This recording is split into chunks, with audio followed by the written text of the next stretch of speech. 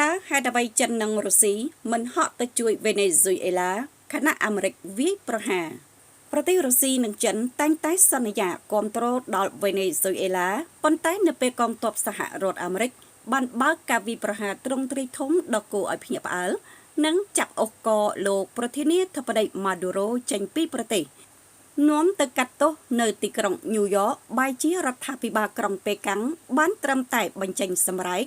ខណៈក្រុងមូស្គូបានត្រឹមតែសម្លឹងមើលទៅលើវិបត្តិនៅសមុទ្រការ៉ាប៊ីនទៅវិញតើនេះមកពីមូលហេតុអ្វីទើបមិនព្រមហក់ជួយដល់មិត្តភ័ក្តិរបស់ពួកគេសារព័ត៌មាន The Atlantic បានរាយការណ៍ថាលោក Vladimir Putin ប្រធានាធិបតីរុស្ស៊ីនិងមេដឹកនាំចិនលោកស៊ីជីនពីងបានត្រឹមតែមានការភ្ញាក់ផ្អើលក្រោយពេលសហរដ្ឋអាមេរិកបានបើកការវាយប្រហារទៅលើប្រទេសវេណេស៊ុយអេឡា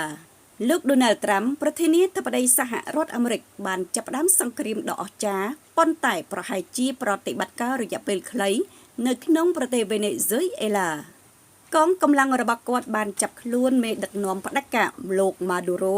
ហើយបានដកហូតគាត់ចេញពីអំណាចប៉ុន្តែរហូតមកដល់ពេលនេះលោកប្រធានាធិបតីត្រាំហាក់ដូចជាបានអនុវត្តគំនិតមិនល្អមួយគឺប្រតិបត្តិការយោធាដែលត្រូវបានគេហៅប្រតិបត្តិការដោះស្រាយជាក់លាក់ហើយវាហាក់ដូចជាគ្មានកំហុសអ្វីទាំងអស់ទោះជាយ៉ាងណាក៏ដោយអ្នករៀបចំយុទ្ធសាស្ត្រនៅតែមានចម្ងល់យ៉ាងខ្លាំងហើយមូលដ្ឋានច្បាប់ដោយដែលបានផ្ដល់ជូនដោយប្រធានាធិបតីនិងក្រុមមន្ត្រីរបស់គាត់គឺមិនទំនងទាល់តែសោះរីឯក្រុមមន្ត្រីអាមេរិកមួយចំនួននិងសម្ព័ន្ធមិត្តរបស់សហរដ្ឋអាមេរិកមួយចំនួនមានការភ័យខ្លាចខណៈមានសំណួរចោទសួរថាហេតុអ្វីចិននិងរុស្ស៊ីមិនជួយលោកម៉ាឌូរ៉ូជាសម្ព័ន្ធមិត្តរដ្ឋាភិបាលក្រុងប៉េកាំងបានចេញមុខថ្កោលទោសភ្លាមៗចំពោះការរំលោភបំពានទៅលើអធិបតេយ្យភាពរបស់ប្រទេសវេណេស៊ុយអេឡាប៉ុន្តែសកម្មភាពរបស់ចិនគ្រាន់តែជាសម្រេចការទូតមិនមែនជាសម្រេចសង្គ្រាមនោះទេអ្នកវិភាគខ្លះបានលើកឡើងថាប្រទេសចិននិងវេណេស៊ុយអេឡាគ្រាន់តែជាដៃគូសេដ្ឋកិច្ចខ្លាំងជាងសម្ព័ន្ធមិត្តយោធាទន្ទឹមគ្នានេះវេណេស៊ុយអេឡាបានជំពាក់បំណុលចិនរាប់សិបពាន់លានដុល្លារប៉ុន្តែប្រសិនបើចិនចូលជួយនិងប៉ះពាល់ដល់ស្ថិរភាពសេដ្ឋកិច្ចរបស់ពិភពលោក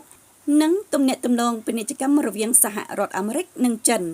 មួយវិញទៀតបើទោះជាអ្នកណាឡើងកាន់អំណាចក៏នៅតែលក់ប្រេងឲ្យចិននិងសងបំណុលដល់ចិនដដែល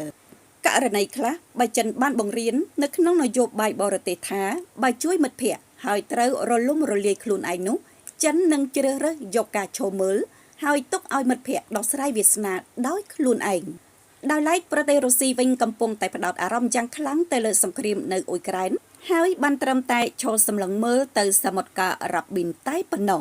ម្យ៉ាងទៀតលោកប្រធានាធិបតី Vladimir Putin ទំនងជាចាត់ទុកមេដឹកនាំផ្ដាច់ការវេណេស៊ុយអេឡាលោកម៉ាឌូរ៉ូគ្រាន់តែជាកូនអុកដ៏សំខាន់មួយគ្រាប់តែប៉ុណ្ណោះទើបមិនហក់ទៅជួយខណៈគាត់កំពុងតែលង់ខ្លួនក្នុងសង្គ្រាមនៅអ៊ុយក្រែនរីឯទំនាក់ទំនងរវាងរុស្ស៊ីនិងវេណេស៊ុយអេឡាគ្រាន់តែស្ថិតក្នុងកម្រិតមិត្តភ័ក្តិរុស្ស៊ីជាមួយគ្នា